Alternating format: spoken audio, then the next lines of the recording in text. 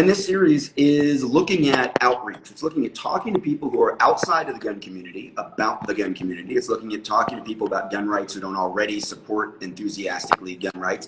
And also, we've been touching a lot on new gun owners, or gun owners who come into the gun community without a strong Second Amendment feeling, maybe at all, right? They have the gun for hunting, they got the gun from a friend, they've got the gun from a parent, they marry into a firearms owning family, or obviously a lot of people have decided they want guns for defense. That doesn't necessarily mean that they are diehard Second Amendment advocates or gun rights advocates. So Paul Leitner-Wise joins us.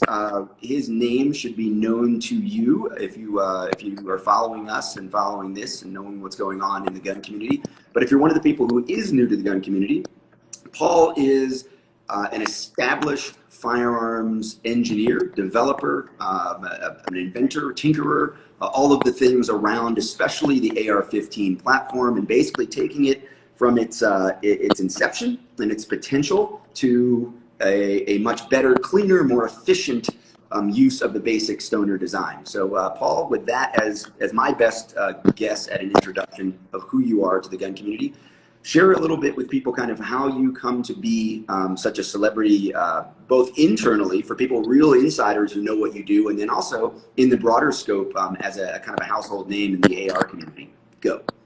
Yeah, I mean, it's a long journey, Rob, and how you get to this position here really goes back to how I started. And how I started was tinkering with friends' firearms had problems. And you replace a part, and then they come back a little while later and you replace the same part again. And then you started thinking, well, hang on a minute, maybe there's something wrong with the part. What's the common factor here? Establishing that mindset really led me on the path to where I am now, which is really quite simply looking at something, seeing where there's a problem, be it in the AO platform or various other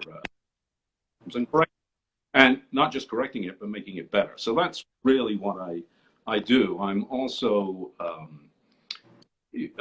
I'm known for my advocacy. I'm also known for my cooking, like you, known for my sense. Kind of moved outside the normal way of working within this industry. So, you and I, whenever we're together, we're generally regarded as pretty stylish. And that creates some problems and creates some humor as well. So that's not a bad thing. Does that work? Yeah, so it is true. It is true that you carry yourself differently than a lot of people inside of the gun community who engage in social media. So I think that what's important to remember is like there's a whole bunch of people that are very important to the firearms industry that aren't part of social media and part of sort of the gun culture, right? And they live other parts of their lives while they're also running some of the biggest companies in the industry, while they're developing guns, while they're being engineers, while they're being marketers, while they're being television producers, all the other things that happen around the gun community and gun industry that have nothing to do with wearing cargo pants and shooting and timer drills and all these other things that most people see from firearms community influencers. You do get a lot of static sometimes from people who say, not you personally, but people in the industry will say, well, I've never even seen that guy shoot. Yeah, I got over it a long time ago that most of the leadership of the industry don't carry guns every day, don't shoot every day, and do a lot of other things. You and I happen to also shoot and also be able to run our guns, but we do spend a lot of time doing other things. And let's just jump right into it then, because I think that's maybe part of the conversation is when we're dealing with people who are new to the community or outside of the community, and they have this image, this superficial image of like the gun guy, which is someone who like lives and dies by the gun, only the gun, all guns, all the time, guns in the background, guns on the t-shirts, shooting at the range, going to the gun shop, and there's really nothing else to them. There's not a lot of depth to that caricature of gun owners. Obviously, you live a reputation of that image. So talk to us about that. Is that important? Is it accidental? Should more people do it? Go. No, I mean, you've got to be true to yourself. And what you see with me is who I am. I'm not going to necessarily adopt a preconceived appearance to satisfy everybody. I think that's and there's a reason for that as well.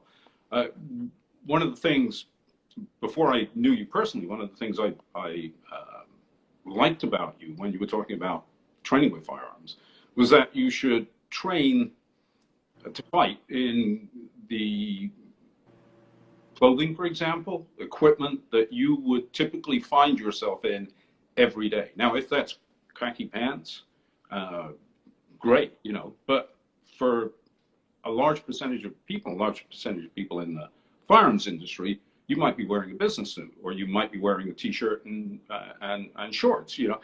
So for me to say I can only go to a range and wear tactical equipment is incorrect, because I'm never going to be in a scenario, unless I'm on the range, in tactical equipment, where I'd be wearing tactical equipment and need to utilize the training I have. So that was one of the first things that introduced me really to your mindset. And I'm not, you know, blowing smoke up your ass. I just think it's very relevant to say you don't have to adopt a certain physical persona to be part of the 2A community. Because it's a right, you know. It's just like your freedom of speech. You don't have to adopt a particular physical persona to enjoy that or to exercise it. So the advantage I have is I mean, when you today from where I live, Capitol Hill, DC, you know, literally less than half a mile from the Capitol building. And as you can imagine, DC is a very left-leaning city, for want of a better word. But it also has a large number of gun owners. And since DC enacted concealed carry, requests for concealed carry permits have gone up exponentially. And we've just now got our FFL dealer back in DC, so the police department isn't doing it anymore. And they have a lot of work to catch up on supplying firearms and helping people enjoy their Second Amendment rights. So when I meet people for the first time and they ask, what do you do? I generally say I'm a designer, which is true. And then the question leads into, well, what do you design? I explain what I design, what my background is. And the responses are generally very positive, very interesting. Oh, really? You know?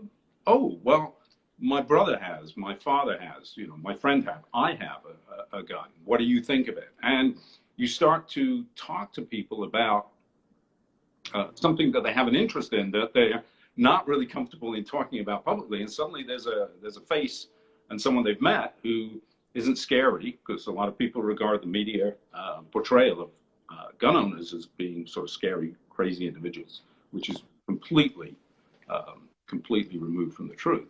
So there's a breakthrough there. And once I start talking to them, we engage in a good conversation. So a part of that may well be because I'm not, you know, dressed in tactical gear and looking like that, and tapping into those perceived thoughts on who gun owners and who people in the Second Amendment community are actually, who they actually are and what they actually are. Is that a good value? Yeah, absolutely. So you're, I think, an unabashed supporter of gun rights. You're proud of the fact that you've joined this community here in the U.S., which is obviously a diehard gun rights loving culture, more so than a lot of other places on the planet. Do you get a lot of questions about that, right? Given that, you know, you weren't born into this, but you've chosen this, and you're embracing it fully and living that life in a place where it's not very common, right? You're not in Arizona, you're not in Tennessee, you're not in Arkansas, you're in DC. How does that cultural background question play into your ability to do outreach? Well, it's interesting you ask that, because it does, that question is asked. And what I explain is I've lived in many countries in the world and finally settled here. I've experienced first what happens to people in countries that don't have the right to bear arms to defend themselves. And generally speaking, it's not good. That's not true of everywhere, but it's true of a lot of places. So I can point to, from first-hand experience, why something like the Second Amendment is very important, and is important that we retain it. And gun rights are civil rights. I think you've said that numerous times. They're inalienable rights. Everybody has the right to defend themselves, their families. And I think that is the sort of message we have to get across. And that means embracing people who do not think the same as we might, or do on certain subjects and not on others. And I think I said this in one of your social media posts. I just saw one of the comments there. It distracted me. But I likened it to a religious congregation, that Christian, Jewish, Muslim congregation. They're all there for one purpose. Not everybody in that congregation thinks the same. Not everybody in that congregation has the same political beliefs or life beliefs, yet they all come together for one purpose and one purpose only. And part of this outreach, and also I think inreach into the 2A community, has to be focused on what is important. Focus on that one thing that unites everybody. Leave the baggage behind.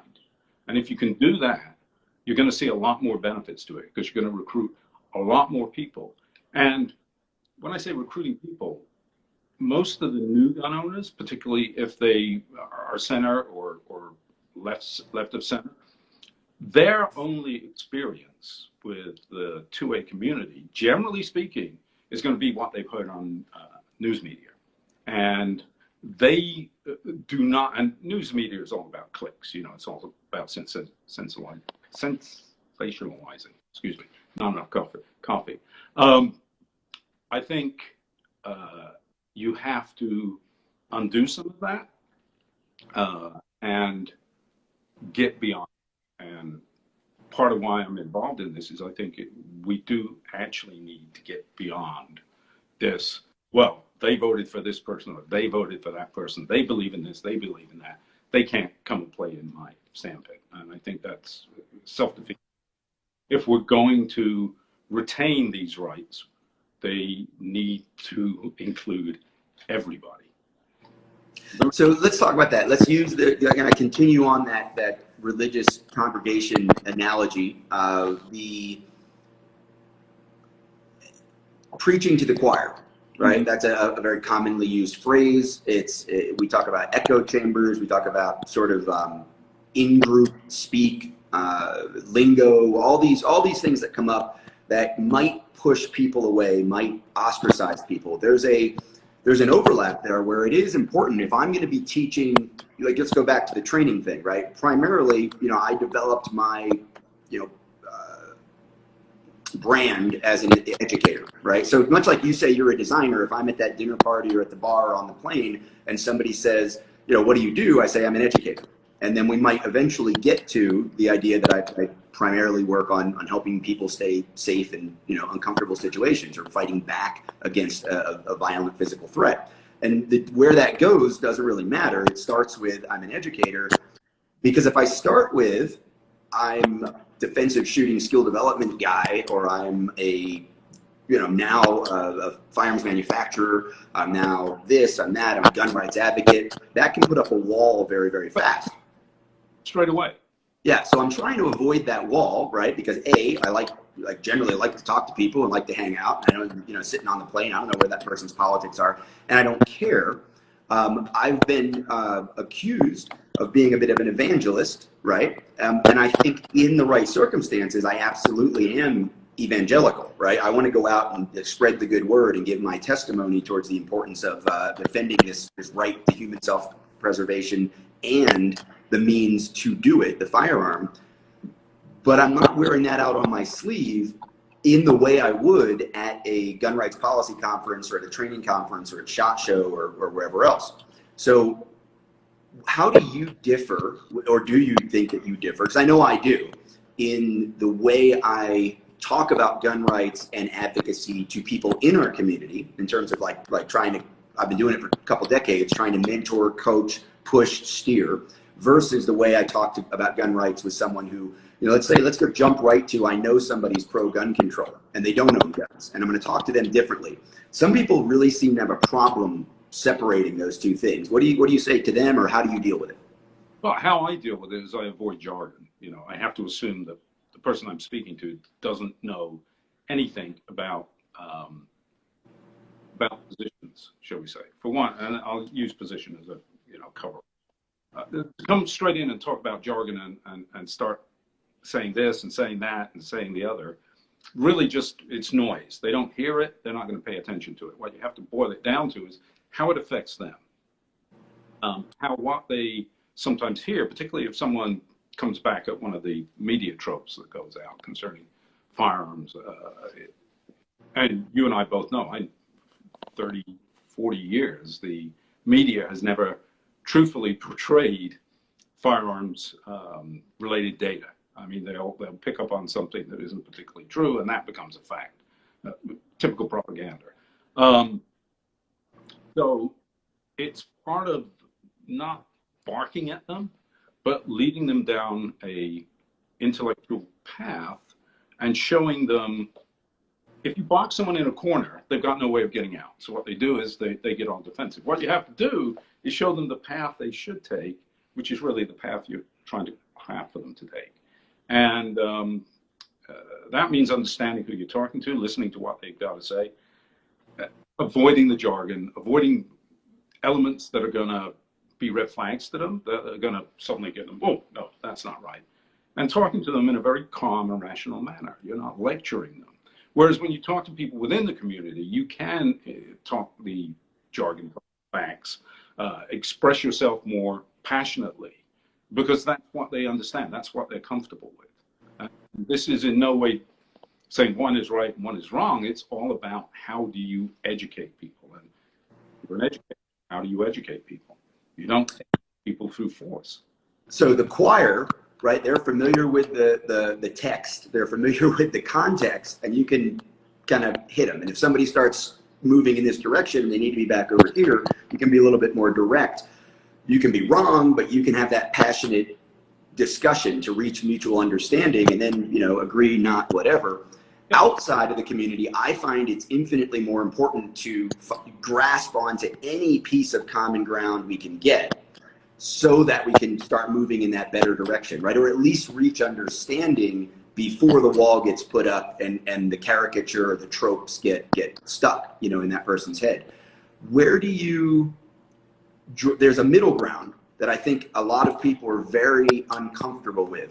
I think that on our team, and that to me, that middle ground is the gun owner who says, I really don't mind background checks. I don't think background checks are a big deal, or 30-round magazine, like I can live with that if maybe that impression, if they haven't been around a while, like as if there's a meeting happening. We'll say 30-round magazine capacity is the limit, but leave us alone on everything else, right? That meeting never happens, right? That's sort of an illusion on both sides that there is that meeting. But the idea that somebody would say they're okay with some gun control, and the example I use is like, I don't think you can find 10 million gun owners who would sign off with their name, yes, this is okay with me, for vending machine with machine guns in the middle school, loaded and ready to go for the 9-year-old, right? So how do you deal with that reality that there are a lot of gun owners who are okay with some restrictions? Well, that's a very difficult question to ask, principally because since 1934 and then again in 1968, there have been infringements on the right to bear arms. I don't think it does any good ranting on about that. We have to accept the times we live in, and your pieces on complying are extremely relevant. I think the argument you have to make is, how do we undo some of that legislation if it demands undoing? Because do we want to get to this absolute state of absolutely no infringements on firearms ownership? And I'm not advocating that. I'm just asking that as a rhetorical question. Do we want to get to that state? Is that a desirable state to be in? Or do we want to say restrictions on magazine capacities of lunacy? I mean, it's a panacea. It's just a political scoring point. Banning assault weapons is once again, it's a panacea. It's something a politician can put out there. There's no value in it whatsoever. So, but then again, are you going to demand that every gun owner become a zealot because you think that? So part of that, once again, comes down to education. Why do you think it's acceptable for DC, for example, you can only have 10-round magazines? Why does that make it any safer than having a 17-round magazine? You can have 3 or 4 or 5 or however many 10-round magazines you want. Where is the engineer as a designer? There has to be empirical evidence as to why you do something over something else. Where is the empirical evidence that having 10 rounds is so much safer than having 17? Like those extra 7 bullets are going to cause mayhem somewhere that the other wouldn't. Right. You know, so it comes down to conversation. It comes down to engaging people. It doesn't come down to threatening them and telling them you have to do it this way, you have to do it that way. It comes down to use your brain, you know, use this organ up here and ask yourself, why is this important? And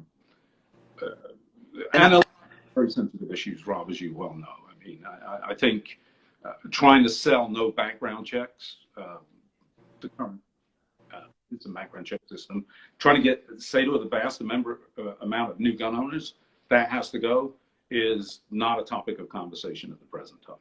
It's not. So my position on it is always, I guess, comes back to, in a rational conversation, we take the emotion out of it, that the Second Amendment is pretty clear, right? It's 27 words. It could be clearer. It could have been less than 20, and we wouldn't have a lot of debates we have about militia and things like that. But it's clear enough on the infringements issue. And until that changes, and there is a process for changing the Constitution, until that changes, all infringements are violations of the Second Amendment clause, I believe, right? That's my opinion. That's not a great place to end a conversation or start a conversation in 2021, because as you pointed out, we've been dealing with almost 100 years of restrictions, very overt restrictions, right, at the federal level. So pounding on the table saying shall not be infringed doesn't help. We've got several steps to take, right? And people will say, well, you never regain lost rights. Well, the constitutional carry movement, before that, the shall issue carry movement, these are evidence that you do regain lost rights when you push, when you fight, when you argue, and when I say argue, I mean intellectually debate. You make good points, you point out the fallacies, you point out the infringements on civil rights, you point out the unfairness from state to state, different things. And finally, we get a couple of Supreme Court rulings that get things reset. Now, it took a long time, right? But once the ball started rolling in the late 80s, now we're 35, 40 years in, and we've got 18 states as of this week that are constitutional carry. I think it's almost one of those fundraising banners that gets waved by the gun rights organizations. We need your money. We need your support now to stop this, because if we lose these rights, we'll never get them back. And the assault weapons ban sunsetting in 2004 and the concealed carry movement sort of refutes that. And people hate it sometimes when I bring that up, because it's like, Rob, you're making people complacent. Well, telling people we need to fight to regain lost rights from 1934 is not being complacent. It's being realistic. That hopefully, to me, it's inspiring, right? It's hopeful. It restores this idea of don't be a victim, don't give up, don't hide in your bunker, calling for Civil War II, because there's still work to be done and there's still a path forward. On the other side, I will indulge the desires of the pro-gun control side and point out to them, hey, there's a path forward for you, right? 2/3 of the states ratifying a new amendment, and we'll change the Constitution, and then we'll start talking about what, under a new constitutional landscape or umbrella, what restrictions do we think are okay? And as we talked about, background checks is one of those areas where most gun owners are probably okay with them. And that gets us back to the compliance versus compromise issue, which I think is really important to talk about because you did bring it up. My opinion is that compliance, which the vast majority of gun owners do, right? We fill out 4473s, we get concealed carry permits if they're required. You know, when I do 3D printed guns, I'm not doing them to sell them because that would be a violation of current law. Does not mean I have compromised on the idea or the principles that I do think I should be able to print this gun, clean it up, get it working, and give it to my daughter or sell it to you. And I've not compromised that while I comply. And you got to remember, you look around, this is one of the things that's really frustrating to me. You look around the community and you see a lot of people sort of, you know, chest thumping and bravado about will not comply. And it's like this future tense as they fill out 4473s, as they have, you know, they're doing NFA paperwork for their suppressors. A lot of them are running companies where they have FFLs, they follow the rules, they ship the guns, they put serial numbers on them, they're ammunition manufacturers, whatever they are. The idea that there's this vast number of people not currently complying that have compromised their principles and have given up and just accepted the restrictions, I don't think that's true. Where are you on that? No, I agree with you 100%. It's like you want to start a business, you have to get a business license. Life is compromise. We comply with filing our taxes, regardless of whether we believe we should pay taxes or not. We file our taxes. Most of us do. We want to drive. We get a driver's license. We buy insurance. We do all of these things. One could argue, yeah, all of those are compromises. Why do I have to do that? I don't want to comply with that. Well, you know, some of it's for the civil good, the good of the community. One can argue both sides of that. But just because you comply with something now doesn't mean you're compromising your core beliefs, and doesn't mean you want to change it. But look at the civil rights movement from the 1960s. What they achieved there, it took from emancipation 100 years. And it wasn't until people outside the core community joined in and said, this isn't right, that anything really happened. Anything started to happen on the political side.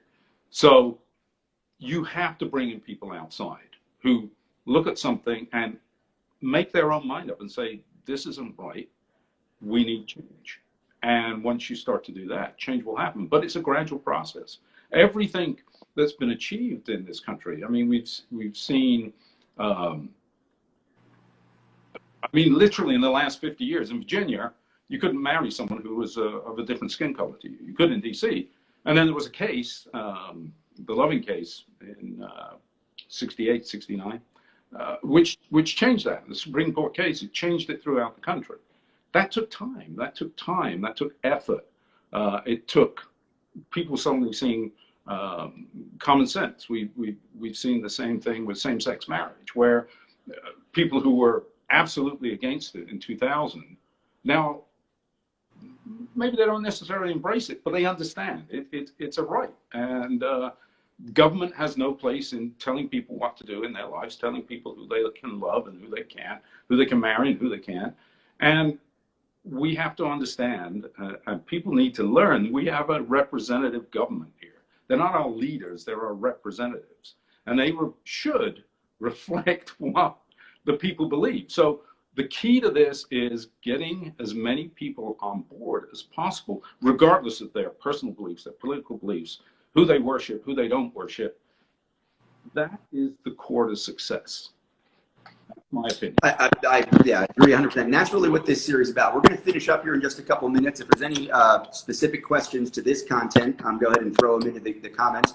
The idea that we need more people, right? Representative government, we need voters, we need people to help. I hold the position that, you know, it's only been, I got to go back and look, but let's say that we always talk about 1934, but the reality is, as a social movement, there was a long gap between 1934 and 1968. And it wasn't really until the 60s that gun control became a large-scale social issue, I think, right? The pacifist movement, the sort of rebel.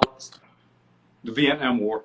Vietnam War had a lot to do with that, right? So you had the pacifist movement that came out of that. Then you had there was a lot of crime in the 60s, obviously in a lot of urban environments. We're starting to see New York sort of fall back into being a very violent city again. But that was something that was incredibly bad in the 60s that was cleaned up over a couple of decades. And part of that, a lot of people believe, was gun control efforts, right? The Saturday night specials, making it very hard to own guns, even going into the 90s with the stop and frisk and the street crimes unit, very aggressive policing inside of New York City, believe that that's one of the reasons why New York City got a much more friendlier atmosphere and a safer atmosphere and a much less violent crime. I'm sure there are a lot of data sets to support both sides of whether guns help reduce crime or guns not having a lot of gun control and assertive gun control, because we see these statistics, as you mentioned earlier, we see these statistics twisted and moved around. When it comes to getting more people involved, one of the things that I think is important is as more people get involved, even if they're Second Amendment but, even if they're I'm a gun owner but, I like handguns but, I like to hunt but, those people are more likely to fight against any sort of like draconian 1994 assault weapons ban style federal legislation in their own party, right? And that obviously we're talking about Democrat voters, right? If someone voted Democrat, I believe they have a vested interest as a gun owner in making sure that the Democratic National Party does not push gun control as a major agenda item or remove it as a plank in their platform altogether. And there are a lot of people who just don't see that as realistic. With a broader view, with a world view, and with again a few decades worth of view here on the U.S. scene, do you think that's a 1% chance or a 97% chance that we might see the Democratic Party not be pushing gun control as an issue 10 years from now? I think you're always going to see Democratic politicians pushing gun control. Certainly the more progressive. But if the majority or a substantial percentage of their constituents are not in favor of it, it's not going to go anywhere. And people aren't, generally speaking, people aren't one-issue voters. I'm not a citizen yet. I can't vote, so I rely on everybody else to make the right decision. They're not single-issue voters. So saying just because someone voted for the president we have at the moment and the Democratic Party, it doesn't mean they are totally against or totally believe in the anti-Second Amendment agenda they have. In fact, they probably think, if they think about it at all, that the right has been going on about gun rights being taken away for decades, and they haven't seen that happen. So, you've got to question anybody who says, well, because you voted this, you can't have that. I think that's we're doing this, and we're wanting to live in an echo chamber, and the United States isn't an echo chamber. It never has been. It's a melting pot. It's always been a melting pot. It's a melting pot for ideas and thoughts with this wonderful document called the Constitution, which allows people to do that. And it also says that a majority can't override the minority, which is why you have the amendments. And I think, unfortunately, what I've seen since I've been here, and we're talking decades now, is the erosion of understanding of American laws and civics. People don't understand that anymore. People don't realize how beautiful it is. It's this great experiment. And part of the education has to be letting people know this is the wonderful place you live. It's not perfect. It's never going to be perfect because people aren't perfect. But we've got to try and keep making it better. And this wraps into the whole thing of why I passionately believe that the Second Amendment is a fundamental, inalienable right that secures the rest of the Bill of Rights. And I don't think I'm being overly dramatic saying that. I think that's a fact, and we can look at that. So we're always going to have to keep pushing. I think we do it intelligently. I don't think doing anything that scares people is a good thing until the line in the sand is crossed, and that's reserved, and we can look at the writings of the founding fathers for their opinions on that, and I equally believe in those. And as as I say, I'm in DC, I'm in Capitol Hill, and we have military encampment. We cannot walk where we used to be able to walk. We can't go on the Capitol grounds anymore. This is obscene. It makes us look like a banana republic. Yeah, it does. Yeah, the whole last first thing. That's a whole nother topic, but yeah, since we have, we will save that for another one. This series is focusing on outreach to people who are outside of the gun community, helping them to understand the gun community, or the people that are in the gun community understand but not passionate about gun rights and Second Amendment rights, and pushing them a little bit further towards the activist or advocate role. And I do think that you are a great advocate for the Second Amendment. You are a great representation of the person who is in the community, doesn't necessarily wear the gun thing on their sleeve, but has unquestionable credentials and bona fides when it comes to supporting gun rights and being an important part of the community. So thank you for your contributions. And with that, look for this and more at 2AO.org. We're going to start releasing these videos through the blog there, kind of mixed in with other grassroots advocacy information. So Second Amendment organization really does focus on trying to help people be better responsible gun owners and advocates for responsible gun ownership. So take a look at what we've got there. Support us if you feel inclined to. Paul, where can people find you on the internet to follow more of your wisdom? Well, on Instagram, at Paul Leitner-Wise, on Twitter, at Paul Leitner-Wise, and on Facebook, Paul Leitner-Wise. There's only one person with that name. There's only, I believe, 6 people in the world with the name. So we're not difficult to find. You should probably try to like put multiple accounts and make it look like there's 12 and you're 50% of them. So instead of 1/6, you'll be 50% of the Paul Leitner-Wises. All right, thanks, man. Everybody have a good day. Take care, Rob. Bye-bye.